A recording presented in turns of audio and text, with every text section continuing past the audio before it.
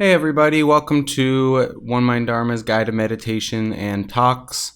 I'm Matthew Sokolov. As always, you can reach me at oneminddharma.com/contact. Or if you'd like to do personal coaching sessions, oneminddharma.com and click the coaching. Or just visit me at themindfulcounselor.me.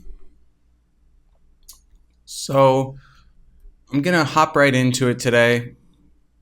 And I don't know why I introduced the topic for the day when it's probably in the title of whatever you clicked on, but we're going to talk a little bit about equanimity. It's one of those words that I don't think I had ever heard or understood before I came to practice. It's not exactly a word that we come across in normal everyday life, or is even really used, I think, in a way that ever reached me. Whereas mindfulness, we might hear in everyday life, we might hear we should be more mindful of this, or, oh, I was really mindful and present. Equanimity is a bit of a word that's, arcane isn't the right word, but it's a little bit more different or unusual to us. So equanimity, just as a brief introduction, is one of the Brahma Viharas or heart practices in Buddhist practice, along with loving kindness, compassion, and appreciative joy. It's one of the 7 factors of awakening that the Buddha taught. It's also one of the 10 paramis or perfections. So it holds its place in a lot of different Buddhist teachings. At its simplest, equanimity can be understood as being a quality of stability in the midst of the comings and goings of our mind and experience. I'll start with a bit from the Dhammapada, one of the Buddhist teachings, describing equanimity a bit. As a solid mass of rock is not stirred by the wind, so a sage is not moved by praise and blame. As a deep lake is clear and undisturbed, so a sage becomes clear upon hearing the Dhamma. Virtuous people always let go.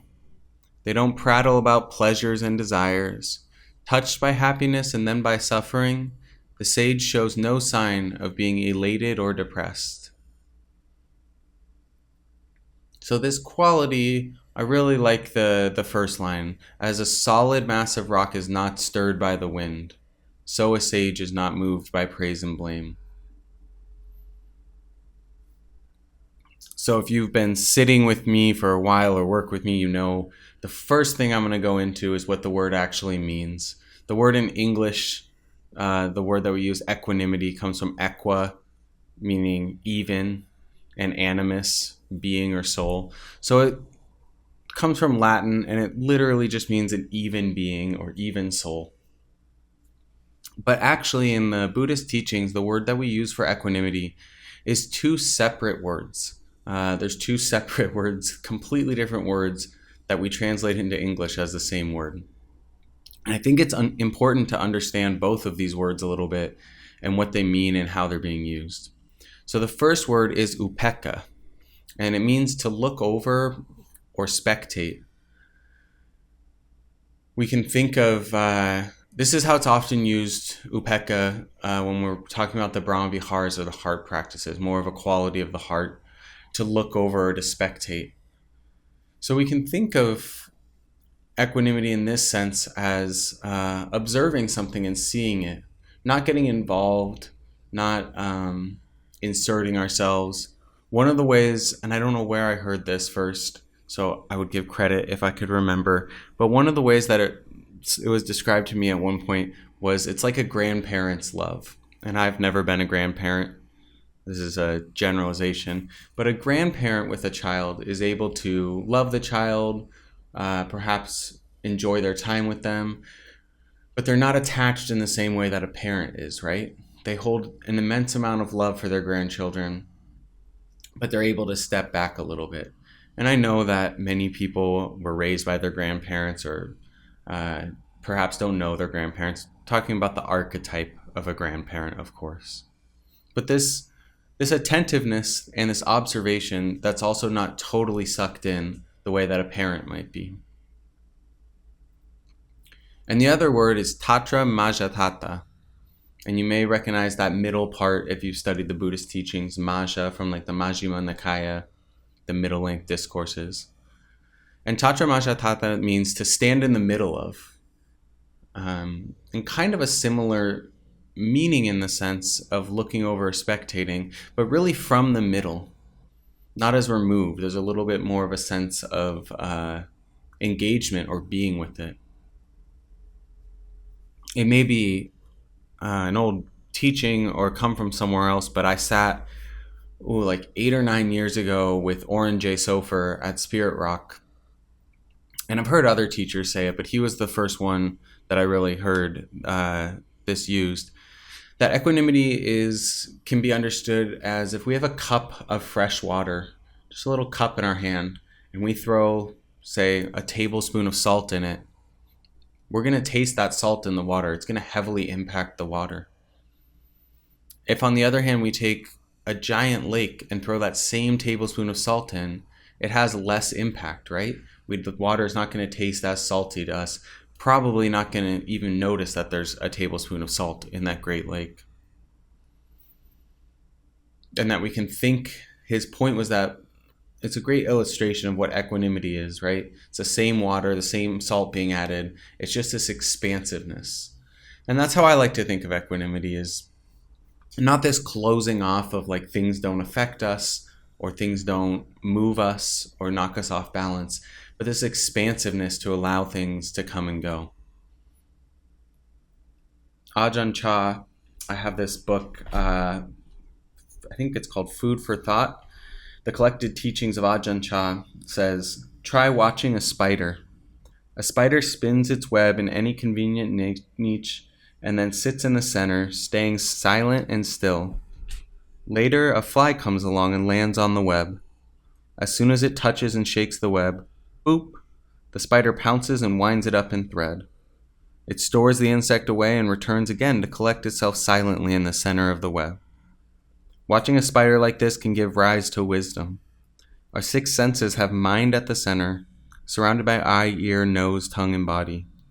When one of the senses is stimulated, for instance, from contacting the eye, it shakes and reaches the mind. The mind is that which knows form. Just this much is enough for wisdom to arise. It's that simple. Like a spider in its web, we should live keeping to ourselves. As soon as the spider feels an insect contact the web, it quickly grabs it, it ties it up, and once again, it returns to the center. This is not at all different from our own minds.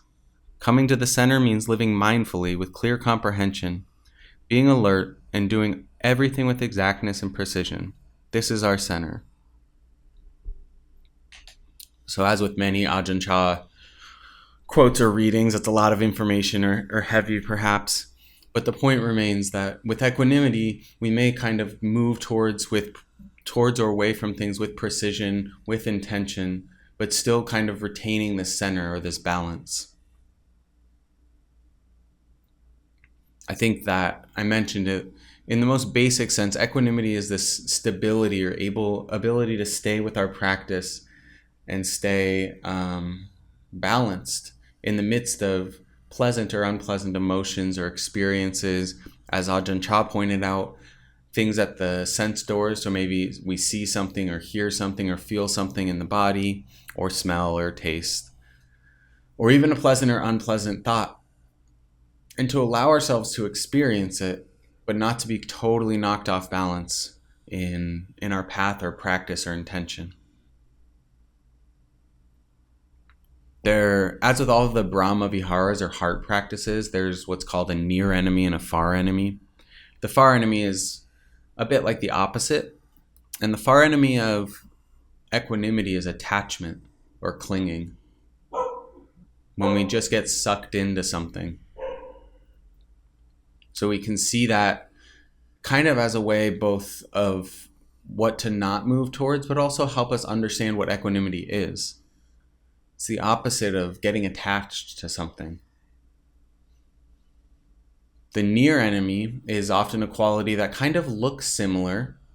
We might get drawn into it, but it's actually not useful or conducive to our awakening or lessening our suffering. And I think the near enemy of equanimity is one of the most interesting near enemies for the Brahmaviharas, and that's apathy or indifference. And that's actually what inspired this talk. Was I meet with a lot of people individually, and I hear this phrase over and over again when people are telling me things, not just from one person and not from everybody, but it always strikes me. They'll say, "Oh, I'm really struggling with this," or "This person said this, but whatever, I don't care." And it's this like false apathy or indifference. And I know that I do it as well. It's a bit of a coping mechanism or a protective mechanism. But that apathy or indifference, turning that on, does not substitute for equanimity. The difference is with apathy or indifference, we're not allowing ourselves to really feel the impact. Whereas with equanimity, we are.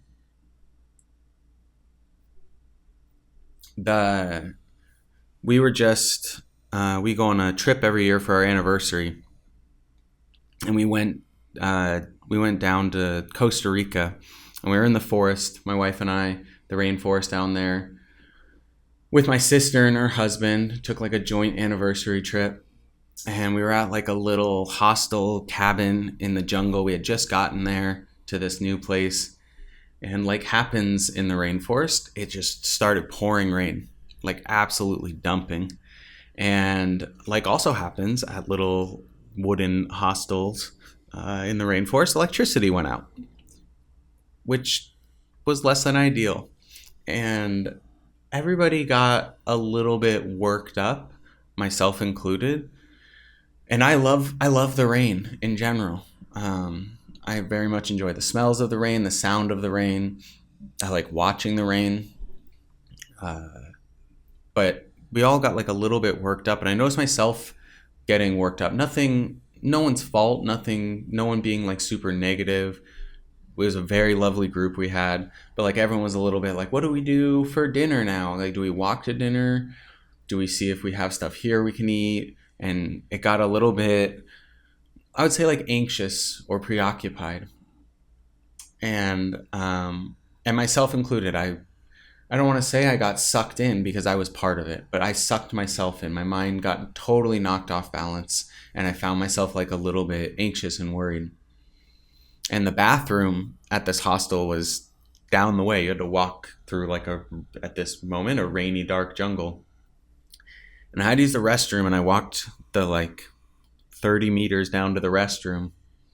And when I was done and came out, there was a little covered spot with a chair sitting in it, and I was like, that looks lovely. And I sat there enjoying the sounds of the rain, and it completely kind of came back to my equanimity, in a sense, came back to my appreciation, came back to recognizing, well, this kind of sucks that we're all hungry. We'd been driving like 5 hours and hadn't eaten in quite some time, and it was dark out. There was no electricity. It was not necessarily an ideal situation, and it was beautiful. There's nothing like the sound of the heavy tropical rain in a rainforest. And just stepping away from my family, my travel companions, and being in the rain for a moment allowed me to return to this sense of kind of stability. And what happened was everybody came looking for me because I had wandered off into a rainy jungle and not come back. And there was no cell service because electricity was out. And they all came to this little covered area. And I told them very, very clearly that I'm having a very enjoyable experience right now. And like it sucks, but it's okay. Like we're all together and the rain's beautiful and whatnot. And it kind of, the whole group came back to a more equanimous state. It was this real moment of seeing me and everybody else get knocked off balance by this, the conditions not being how we had hoped or were clinging or attaching to it being, to all of us kind of coming back to center and laughing about it and enjoying it. So to me, like in pragmatic everyday life, that's what equanimity looks like. We can notice when we've been knocked off balance, which I didn't fully in that moment, but also to notice when we do come back to balance, to a place of stability. The To me, the real practice in cultivating equanimity is those two pieces: to notice what knocks us off balance, to notice when I feel myself getting kind of pulled away and what that feels like, and just watching it and observing it, and also to notice when I am really stable and balanced. Because I think so often in meditation practice or in therapy, and I love therapy, I go to therapy myself. I find myself, and my therapist actually doesn't do this, so that's not fair to say, but I find myself personally often focusing on like what I need to fix or what I need to improve on, or noticing when I get knocked off balance, or noticing when I do something harmful.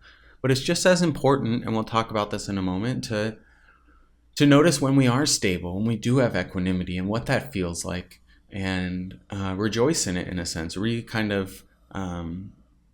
rewire our brains a little bit to appreciate it. So I want to talk about cultivating it, but I just want to clarify a couple more things on what equanimity actually is and isn't. So we can think of it as this expansiveness of allowing things to come. We can also think of this near enemy of apathy or indifference. And I think it's really, really important, and it took me a long time to understand that with equanimity being taught both as kind of a quality of heart and a quality of mind, that there's an inherent level of quality of loving kindness in it. Not that we need to be saying metta phrases in order to cultivate equanimity directly. Like we can cultivate equanimity and equanimity meditation without using the metta phrases. But I do think there has to be a quality of allowing things to be, of acceptance, of kindness with things. Because if we don't bring some kindness to it, as with anything with mindfulness practices, I think we can fall into aversion or indifference, right? The idea isn't, oh, I'm going to be at ease with this and stable and have equanimity, and then it's going to go away. That's not how it works. We're changing our relationship to it. So there's many ways we can cultivate equanimity. We can, of course, in meditation or in daily life, notice when we're getting knocked off balance and notice when we're not. I think that I'll include some links to some equanimity meditations at the end or in the show notes if you'd like. But I think that a lot of times, going back to the pleasant or unpleasant, or sometimes good or bad people use, I don't love those terms.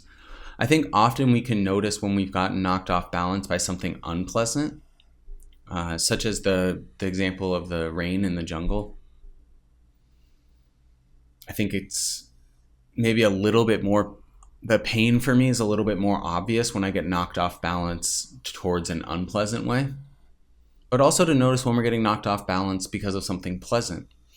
For me, a really simple example that happens to me almost daily is when I'm doing meditation practices surrounding concentration. It's great to notice when the mind is concentrated and at ease, especially in jhana practices or deep concentration practices. But often what happens to me, and I'm sure it happens to many people, is I notice that my brain is, or my mind is really concentrated and at ease in a moment, and I get like excited and attached to it. And just that excitement and attachment that comes up, if I don't kind of check it, it often completely knocks me off balance. When the state of the mind changes ever so slightly, for better or worse, or for more pleasant or less pleasant, I find myself knocked off balance. Like, oh no, I want my mind to go back to how it felt in that moment. And it's not that we can't rejoice in the pleasantness or successes in our practice, but to notice when it's really knocking us off balance. We can also notice it in meditation practices when maybe one of the 5 hindrances comes up. We have some restlessness or sloth and torpor, right? Like when we feel really tired and lethargic in the brain. and it's pulling us off balance. Maybe it's specific thoughts or specific experiences that knock us off balance. I definitely have people that I interact with, whether with my work or in daily life, that I find myself consistently knocked off balance, not equanimous with. And that's not on those people, it's on me. So when I go to interact with one of those people that I often find myself feeling like that with, I make a little bit of an extra effort to remain stable and fixed in my practice. I know that that's true for me in meditation practice. It's something I noticed many years ago. It still happens for me when I do, not every time, but when I do metta or compassion, and I'm doing a practice for the people I love in my life and close in my life, I can concentrate and really kind of dive into it. When I get to the difficult people, those are often the periods I find my mind wandering. So it's not offering loving kindness to the difficult person that's actually making me fall off balance, but it's kind of a precursor. So we can know these things of when are we on balance and when are we off balance. One of the things that I really love in Mahasi Sayadaw's Manual of Insight, which is this huge book just all about meditation practice, basically, like actual practice. One of the practices he has, it's towards the beginning rather, and more of one of his basic practices, is when you're sitting and meditating to pay attention to the body, but to notice the intention or wish to do something. So what this looks like for me is I'm sitting, I notice that I have an itch on my right eye, and I notice immediately this aversion and intention or wish to move my arm. And sometimes I do move my arm and scratch it very mindfully. But that little piece of noticing the intention or wish to do something before we actually do it is quite powerful. Because we can kind of use those to see where we're clinging or averting. If my mind is constantly going to the itch over and over again, and I'm clinging to the relief it'll offer, I'm getting knocked off balance. If it just comes up once and I notice it and then it kind of passes on, I'm not getting knocked off balance. Pema Chodron says to cultivate equanimity, we practice catching ourselves when we feel attraction or aversion before it hardens into grasping or negativity. And I like that kind of use of the word hardens, before it hardens into grasping or negativity. So when it's just like a little bit of wanting or not wanting, before we're really at like clinging or grasping or the like aversion or hatred. In the hard practices, I think that equanimity can look a tiny bit different, right? I think that one of the ways that equanimity really has helped me, or I've seen help other people, is not getting so sucked in to other people's experiences, whether that's wanting to fix or some level of codependency or taking things on themselves. For example, we're doing compassion meditation, tuning into the suffering of other people, and we kind of get wrapped in. We feel that pain for ourselves. It completely saddens us, and we're unable to take action. Equanimity teaches us that we can totally feel that compassion, allow our hearts to feel that compassion and be open and wish well-being for that person. While equanimity allows us to still stay stable where we are, and in a sense to leave it when we need to not get so sucked in, to not allow it to harden and kind of pull us in.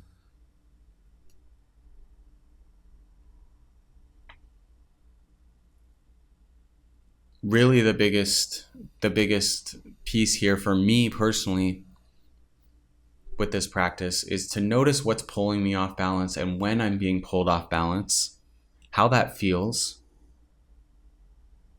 and to notice what it feels like to be on balance or with equanimity, how that feels. So there's 7 factors. I've included a couple links at the bottom of this in the show notes to just resources I found helpful. There's taught that there's 7 factors to equanimity that we can cultivate. And I could probably spend a whole hour talk just talking about these factors. So I'm going to move through them kind of quickly. The first one is sila, or an integrity or ethics. So living in a way that doesn't cause harm, right? If we're living in a wholesome way or to the best of our ability, we don't have as much kind of guilt and blame. There's a line somewhere in the suttas about the awakened one should be able to go into any room and not feel any blame or guilt. So for me, what this is if we're living in an ethical, moral way, that maybe that's not the ethics and morals of Buddhism, for example, but your own personal ethics and morals. If you're living in that way, you don't have that guilt and that blame from yourself or from others, which is a big cause of us getting knocked off balance. So I'll say integrity for the first one. The second one is often taught as faith or confidence. And this is faith or confidence in ourselves, in our practice, in the path. To me, what this looks like is when I'm struggling, when I've been knocked off balance and I find myself agitated or grasping or clinging or really averting from something, the faith or confidence is, I know what I can do here, right? I know I have the capability to bring myself back. I know I have a set of teachings to bring myself back. I know that it can be done.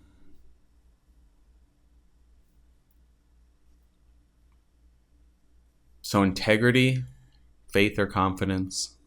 3 is a well-developed mind. This is simply put concentration and mindfulness. If you have a meditation practice, then you know with concentration and mindfulness tend to come these other things. Not fully, but a little bit they kind of get dragged along. The loving kindness, the equanimity, the compassion. It's hard to be really mindful and present without feeling some sort of compassion for people. And the same with equanimity, it goes both ways. As we build equanimity, it allows us to be more present and mindful and concentrated because we don't get pulled off balance. And as we build concentration and mindfulness, it allows us to have more equanimity as we can see things a little bit more clearly. Number 4 is often translated as well-being, which is the most generic, vague thing that can be said. I think well-being probably is probably a factor of many of the wholesome qualities. But what this is the example that's often used by teachers, Gil Fronsdale and many other teachers, is making and drinking tea. And you sit down and you drink your tea and you enjoy it and you're present for it and you allow it to bring you a sense of well-being. So it's not about necessarily like going for a spa day or something, but allowing the things we experience to give us a sense of well-being, of fulfillment. To me, it's almost appreciative joy for our experiences that we have. Rejoicing a little bit or appreciating the things that are pleasant in our lives. 5 is wisdom. Understanding that others' actions may not be personal to us always. Wisdom to have compassion. I think this is a really pragmatic one. When somebody says something harmful or that you find harmful, the wisdom is to understand that there's a lot that goes into that situation. Maybe they call you, I don't want to say a bad word and lose my rating that I always lose on the podcasting apps. Say someone calls you a jerk, and wisdom is this piece that instead of getting defensive immediately and getting knocked off balance and fall out of equanimity, this understanding of like, this person, we don't necessarily need to make things up, but like say we know this person's had a bad day. or had a tough experience with this or that. Or, oh, they're clearly suffering because this person wouldn't usually walk around calling people jerks. The wisdom to kind of see the whole picture. And that kind of brings me back to that translation of equanimity, both translations actually, to dwell in the middle of, so to see all around us and see what's going on, and the upekkha piece, to look over, to really observe the whole picture. 6 is insight. This is specifically the insight into the 3 marks of existence: impermanence, dukkha, and not self.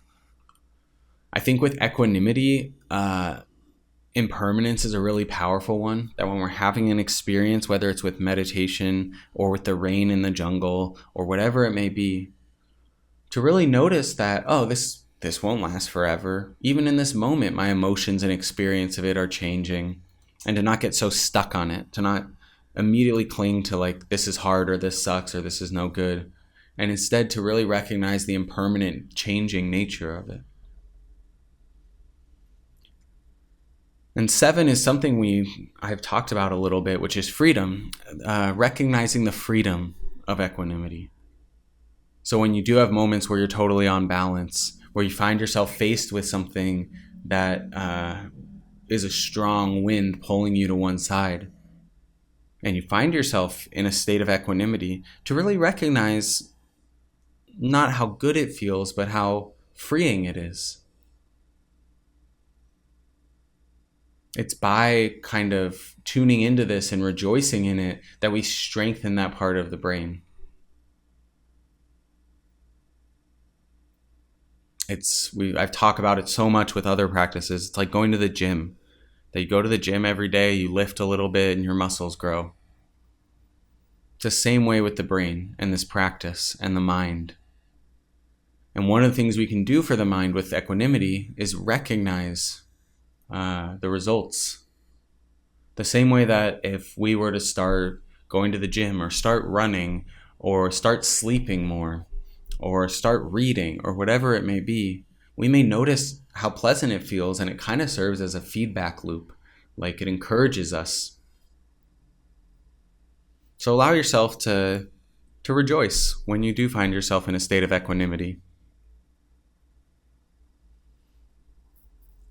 So it is important with these, when we practice cultivating equanimity, I think, to notice both the praise and blame, or the gain and loss. To notice where we get pulled off balance with the pleasant stuff and where we get pulled off balance with the unpleasant stuff. Where do we fall into the aversion and the hatred? Where do we fall into the craving and clinging and stuck on something pleasant? And maybe we can notice it a little bit more sooner. Even if we have gone all the way into like a deep aversion or craving, we still always have the chance to bring ourselves back to center. Sometimes it takes a little change in stimulus, such as me in the jungle. As we notice it sooner and sooner, and I notice in myself, ooh, I'm getting pulled in by this, it's a little bit easier to come back than when we're fully already pulled in. I want to end with something I found on Insight Meditation Center, and I'll include the link to this little worksheet or reflections that I found. It's one of like my favorite parts of doing talks and working with people, is the research and the things I find for my own practice. But it was a little sheet of reflections and meditations for cultivating equanimity. And I'm just going to read one of the reflections and one of the meditation practices. So here's the reflection. Can you remember a time in your life where you felt present, poised, and balanced while in the midst of some exciting or difficult activity? Or can you remember a time in your life when you felt very present for what was happening, and yet able to also see the bigger picture of what was occurring? How did it feel to not be caught up and lost in the activity, yet to still experience it? How does it feel in your body? So again, I'll include this reflection and the worksheet I took it from Insight Meditation Center at the end. But I really like that second to last line. How did it feel to not be caught up and lost in the activity, yet to still experience it? Equanimity does not teach us to close any doors. It's an expansiveness to allow ourselves to feel it. And the meditation offering that they offered was during your daily meditation practice, see if you can notice any feelings of poise, balance, and evenness. If you don't experience a sense of balance, then explore what prevents you from being present and feeling equanimous with what has arisen. And I think that's perhaps the foundation of my personal equanimity practice right there. What's preventing me from being present and equanimous with what has arisen? And when I am equanimous, noticing it, making a mental note, equanimity is present. So I hope this has been helpful as a kind of brief introduction to equanimity. I find that it's a powerful quality to cultivate that's often kind of left behind or not talked about enough. I think it's been a little bit harder for me in my life and practice than cultivating loving kindness or concentration, but really focusing on equanimity has been, I don't know if harder is the right word, as much as a longer journey for me. It also can do wonders. I came back from vacation to a car that wouldn't start, which is just what it is. It was nothing we did or nothing our fault. It just wouldn't start. And I had to go get it fixed. It was taking longer than expected. It was like 100 degrees out, and I had to wait like an hour and a half. And because there was other cars in front of me. And I found myself like a little frustrated and kind of paused and thought, well, I'm going to make the most of this. Like, I'm frustrated and it's frustrating, but I don't need to sit here in the heat for an hour and a half. So I walked down the street and got some lovely vegetarian tacos, and I brought them to my wife, who was at a doctor's appointment farther down the street. And I got there, she came out, was super surprised to see me. We ate tacos in the park. I shared that I was frustrated. Frustration hadn't left me. I wasn't shutting it off. I was still able to see it and experience it.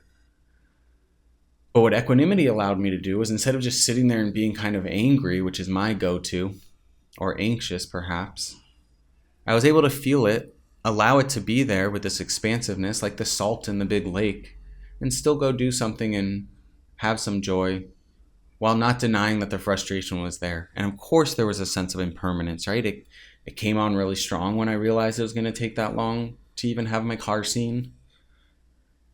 And then it dissipated. And then it kind of came up again when I was talking about it with my wife, with Elizabeth.